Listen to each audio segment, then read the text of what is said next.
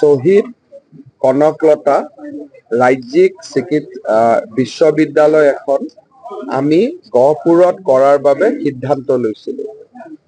বিধায়ক উৎপল বৰাক আমি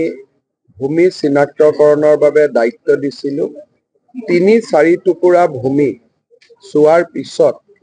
আমি এটা প্ৰাৰম্ভিক সিদ্ধান্তত উপনীত হৈছো যে ভোলাগুৰি চাহ বাগিচাত যদি আমি এই বিশ্ববিদ্যালয়খন বনাব পাৰো তেতিয়াহ'লে ভোলাগুৰিৰ ঐতিহ্যটো থাকিব আৰু নেশ্যনেল হাইৱেৰ কাষত এই বিশ্ববিদ্যালয়খন সুন্দৰভাৱে গঢ় লৈ উঠিব পাৰিব। ইয়াতে শ্ৰমিকৰ কথাও আছে, বাগিচাৰ ভৱিষ্যতৰ কথাও আছে। গতিকে আজি আমি সকলোৱে ইয়ালৈ আহি চাহ বাগিচাৰ লগত জড়িত শ্ৰমিক আৰু কৰ্মচাৰী সংগঠনসমূহৰ লগত আলাপ আলোচনা কৰিলো আৰু বাগিচাৰ শ্ৰমিকসকলৰ জীৱনৰ নিৰাপত্তাটো আমি কেনেকৈ দিব পাৰো তাৰ বিষয়েও আলাপ আলোচনা কৰিলো আৰু কোনখিনি মাটি আমি ইউনিভাৰ্চিটিৰ কাৰণে ল'ম তাকো এটা আমি চিনাক্ত কৰিলো। এতিয়া লোক নিৰ্মাণ বিভাগে ইয়াতে ইঞ্জিনিয়াৰৰ টিম পঠাব। তেওঁলোকে এটা পৰিকল্পনা এটা প্ৰস্তুত কৰিব আৰু ২০-২৫ দিনৰ পিছত বাগিচাৰ শ্ৰমিক কৰ্মচাৰী সংগঠন কেইটাকো মই গুৱাহাটীলৈ মাতিম শ্ৰমিকসকলৰ ভৱিষ্যতৰ দিশটো এটা সিদ্ধান্তলৈ লৈ যোৱাৰ বাবে। আৰু এই দুইখিনি কাম যদি আমি সুন্দৰকৈ কৰিব পাৰো তেতিয়াহ'লে ডিচেম্বৰ-জানুৱাৰী মাহৰ ভিতৰত আমি বিশ্ববিদ্যালয়খনৰ নিৰ্মাণৰ কাম আৰম্ভ কৰিব পাৰিম। বিশ্ববিদ্যালয়ৰ কাৰণে আমাক ৬০০ বিঘা মাটি লাগে, কিন্তু ইয়াত মাটি বেছি আছে। এই বিশ্ববিদ্যালয়খন হৈ যোৱাৰ পিছতো বিভিন্ন ধৰণৰ ৰাষ্ট্ৰীয় পৰ্যায়ৰ শিক্ষানুষ্ঠান সময়ে সময়ে ভাৰত চৰকাৰে আমাক দি থাকে। গহপুৰত যদি আমি অকল শিক্ষাৰ কাৰণে এই লেণ্ড বেংকটো ৰাখিব পাৰো তেতিয়াহ'লে বহুত শিক্ষানুষ্ঠান আমি অন্য অঞ্চলত মাটি নিবিচাৰি পোনে পোনে আমি গহপুৰলৈকে পঠিয়াই দিব পাৰিম। তাৰ ফলত গহপুৰ এটা শিক্ষাৰ উৎকৰ্ষতাৰ কেন্দ্ৰ হৈ পৰিব। গতিকে আজি আমি কনকলতা বিশ্ববিদ্যালয়ৰ কথাও চিন্তা কৰিছো, লগতে ভৱিষ্যত দৰ্শন এটাৰ কথাও চিন্তা কৰিছো। আশা কৰো যদি সকলোৰে ভালে ভালে হৈ যায় আমি গহপুৰক এটা নতুন পৰ্যায়লৈ লৈ যাব পাৰিম। প্ৰজেক্টটোতো কোনো সীমা সংখ্যা নাথাকে, কাৰণ ইউনিভাৰ্চিটিবিলাক এনেকুৱা যে তাত যোগ হৈ হৈ গৈ থাকে। ইনিচিয়েলি আমি সিদ্ধান্ত হ'ব যে কি ধৰণৰ আমি কোৰ্চ আৰম্ভ কৰিম আৰু যিকোনো কাৰণেতো ৪০০-৫০০ কোটি টকাটো লাগিবই। তাৰ ওপৰত আমাৰ বাজেটত এটা ৫০০ কোটি টকা আবণ্টন দিয়াই আছে, কিন্তু মই ভাবো যে ই বহুতখিনি আগুৱাই যাব। এতিয়া আমি টকাটোলৈকে নগৈ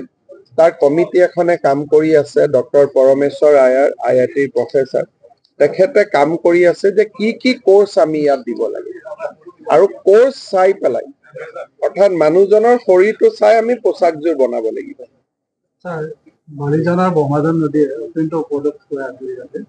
বিশ্ববিদ্যালয়খন হৈ গ'লে বালিজানৰ মথাউৰিটো আমি 4 লেনযুক্ত এটা ৰাস্তালৈ ৰূপান্তৰ কৰিম। জিঅ' বেগ থাকিব, জিঅ' নেট থাকিব আৰু এই ৰাস্তাটো আমি পোনে পোনে হলঙি বিমানবন্দৰলৈকে উলিয়াই দিম। গতিকে বিশ্ববিদ্যালয়ৰ লগত ওচৰ চুবুৰীয়া গাঁৱৰ মানুহখিনি যিহেতু প্ৰায় ৩ কিলোমিটাৰ জোৰা মথাউৰি হ'ব, তেওঁলোকেও সুৰক্ষিত অনুভৱ কৰিব। এটা গহপুৰৰ ডাঙৰ সমস্যা এটাও বিশ্ববিদ্যালয়খনৰ লগে লগে সমান্তৰালভাৱে গহপুৰৰ আন এটা সমস্যাও সমাধান হ'ব। এতিয়াতো আমি যিটো পৰ্যায়ত আছো এই গোটেইটো নিৰ্ভৰ কৰিব বাগিচাৰ শ্ৰমিক কৰ্মচাৰীসকলৰ ওপৰত। আমিতো চেষ্টা কৰিব পাৰো, কিন্তু তেওঁলোককতো জোৰ জবস্তি কৰিব নোৱাৰো। গতিকে গোটেই পৰিকল্পনাটো চূড়ান্ত হ'ব এমাহ পিছত, যেতিয়া তেওঁলোকৰ লগত আমাৰ দ্বিতীয়লানি আলোচনা হ'ব। কিন্তু কৰ্ম সংস্থাপন হওক, ইয়াত ২০০ ঘৰ মানুহ আছে, চবকতো আমি চাকৰি দিব নোৱাৰো। কাৰোবাক VRS দিব লাগিব, কাৰোবাক বেলেগ বাগানত কামত লৈ যাব লাগিব, কাৰোবাক মাটি বাৰী দিব লাগিব, কাৰোবাক ইউনিভাৰ্চিটিত অন্ততঃ ৪ৰ্থ বৰ্গৰ চাকৰিখিনি তেওঁলোকক আমি প্ৰথম ৫ বছৰৰ কাৰণে তেওঁলোকৰ কাৰণে সংৰক্ষিত কৰিব পাৰো। গতিকে বিভিন্ন কথা বতৰা মই সিদ্ধান্ত হোৱা নাই বিভিন্ন প্ৰস্তাৱ দিছো এতিয়া তেওঁলোকে কোনটো প্ৰস্তাৱ মানি লয় ইয়াত যদি হয় তেতিয়ালে মই ডিসেম্বৰৰ ভিতৰত কাম আৰম্ভ হ'ব বুলি এটা ধাৰণা কৰিব পাৰো ডিসেম্বৰ জানুৱাৰী ইয়াত যদি নহয় আকৌ দ্বিতীয় দুখৰ মাটি গহপুৰৰ বিধায়কে চাই দিওঁতে সিমানেই দেৰি হৈ যাব গতিকে গোটেই কাৰণ আগত যি দুডোখৰ মাটি দিছিলে তাতো ৰাইজৰ আপত্তি আছিলে আৰু ৰাইজৰ লগত কাজিয়া কৰিতো আৰু অনুষ্ঠান বনাব নোৱাৰে গতিকে সেইকাৰণে আমি সেই দুটা বাদ দিলো আৰু এতিয়া ইয়াত অন্তত এইখিনি ইয়াত শ্ৰমিক থাকিলেও এই মাটিখিনি চৰকাৰৰ গতিকে চৰকাৰৰ ইয়াত এটা অধিকাৰ আছে গতিকে সেইকাৰণে ইয়াত মই সহজ হ'ব বুলি ভাবিছো কিন্তু বাকি যি দুডোখৰ মাটি চোৱা হৈছিল তাত শিক্ষামন্ত্ৰীও দুবাৰ আহি চাই গৈছিলে কিন্তু ওচৰৰ ৰাইজৰ আপত্তি আছে ৰাইজৰ আপত্তি থাকিলে আপুনি কেনেকে কৰিব স্যাৰ উৎকল জ্যোতিপ্ৰসাদ পৰিয়ালৰ ফেমিলি লোকে অভিযোগ আনিছিল শুনিছিল স্যাৰ তেওঁলোকৰ নাম অস্তিত্ব নাইকিয়া নহয় এইখনতো গোটেই ক্ষেত্ৰখন জ্যোতিপ্ৰসাদ ক্ষেত্ৰ আৰু কনকলতা বিশ্ববিদ্যালয় এই বিশ্ববিদ্যালয় হৈ গলে তাৰ যিটো দৃশ্য কি কলা পাৰফৰ্মিং আৰ্টছ পৰিবেশ কলা আদি যিবিলাক বিভাগ হ'ব সেইবিলাক জ্যোতিপ্ৰসাদ আগৰৱালাৰ গোটেই স্মৃতিটো আমি ইয়াত ধৰি ৰাখিব পাৰিম আৰু জ্যোতিপ্ৰসাদ আগৰৱালাৰ যিটো আছে আপোনালোকে যদি চাব যায় কনকলতা শ্বহীদ হৈছিল জ্যোতিপ্ৰসাদৰ গানৰ প্ৰেৰণাত জ্যোতিপ্ৰসাদৰ গানে কনকলতাক শ্বহীদ হবলৈ প্ৰেৰণা দিছিল গতিকে কনকলতাৰ আত্মা আৰু জ্যোতিপ্ৰসাদৰ আত্মাক আমি বিভক্ত কৰিব নোৱাৰো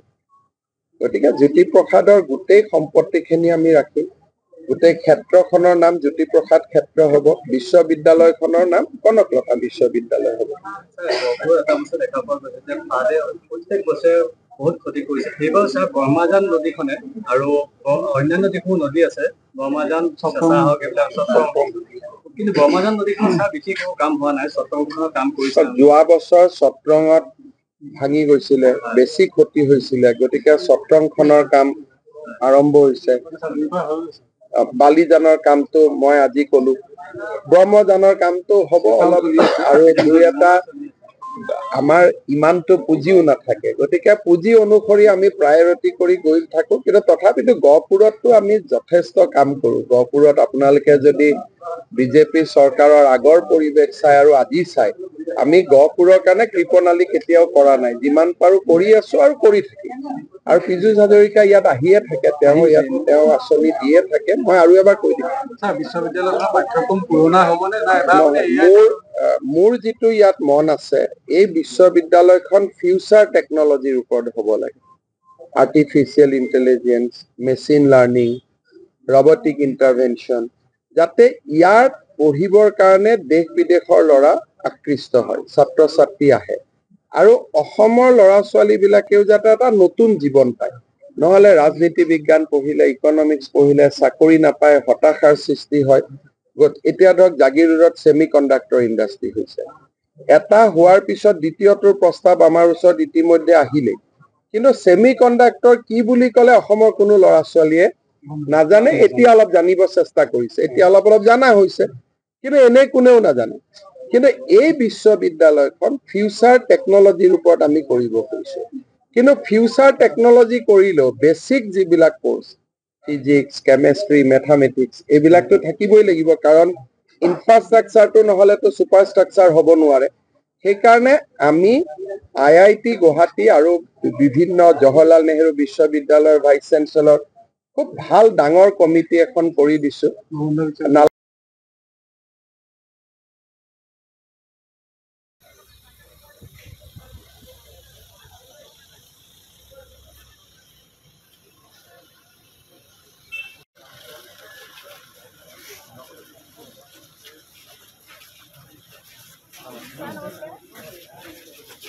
বাগানখন কেনেকে চাব পাৰি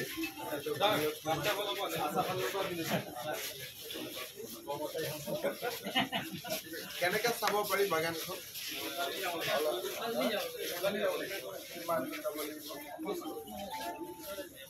এইখিনিতো প্লান্টেশন আছে না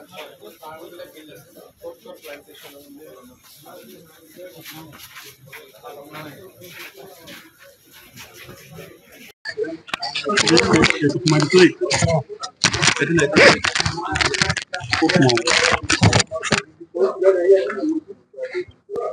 হেৰি নাই জানো বিটু নাই জানো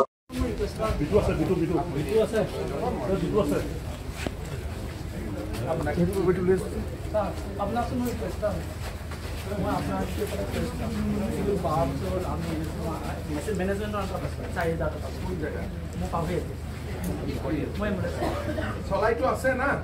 4,000 চলাই আছেতো এতিয়া মাটিত বহিলে একচনীয়া কৰিলে লাষ্টত ম্যাদি হয় গতিকে বহিটো আছে আপুনি